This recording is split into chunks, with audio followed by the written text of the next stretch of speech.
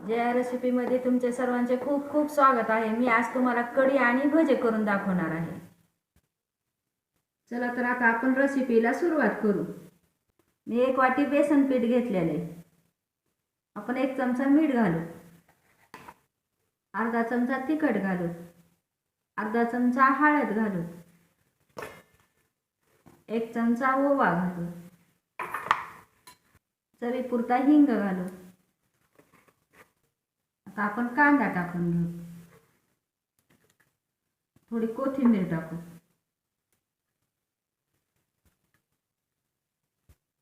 आता आपण अर्धा ग्लास पाणी टाकून घेऊन कालवून घेऊ। ही भज्यासाठी असं पीठ लागते, असं घट्ट करायचं चांगलं, फार पातळ केलं की भजे चांगले होत नाहीत। आता आपलं तेल गरम झालेलं आहे, आता आपण भजे तळायला टाकून घेऊ।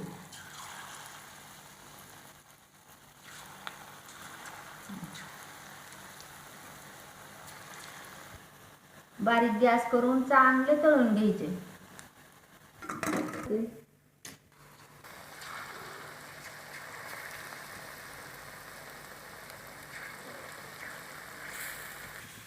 मी सगळे भजे तळून घेतलेले, आता आपण कढी करून घेऊ। मी कढीसाठी रात्री दही लावून ठेवलं होतं, म्हणजे जास्त आंबटही नाही।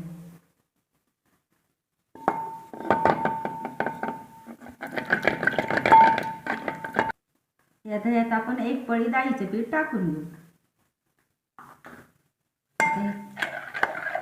हे चांगलं असं हलवायचं, मध्ये गुठळ्या होऊ द्यायच्या नाही।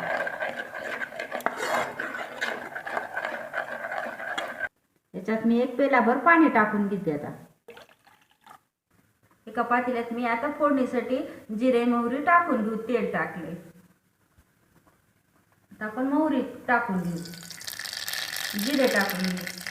फोडणी छान उडाली, आता आपण लसण टाकून घेऊ फोडणीत। लसण जास्त परतू द्यायचा नाही, नाहीतर कडसर लागते।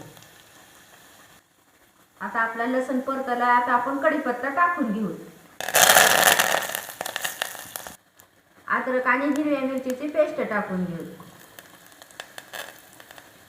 आता आपण पीठ कालवलेलं हे दही टाकून घेऊ।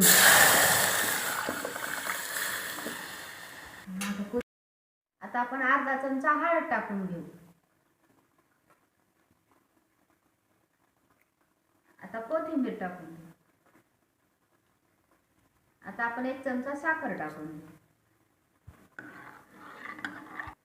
आपण हिंग टाकून घेऊ।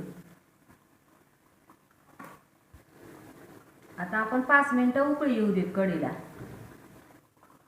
कढी आता आपली छान उकळली, आपण आता मीठ 1 चमचा टाकून घेऊ।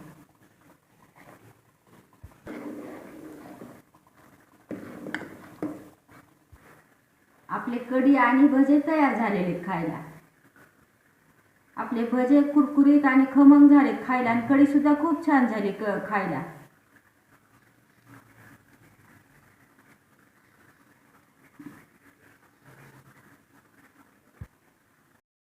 तुम्हाला जर माझी रेसिपी आवडली असली तर मला कमेंट करून सांगा। व्हिडिओ आवडला असला तर व्हिडिओला लाईक करा। पुन्हा भेटू आता पुढच्या रेसिपीमध्ये, तोपर्यंत धन्यवाद।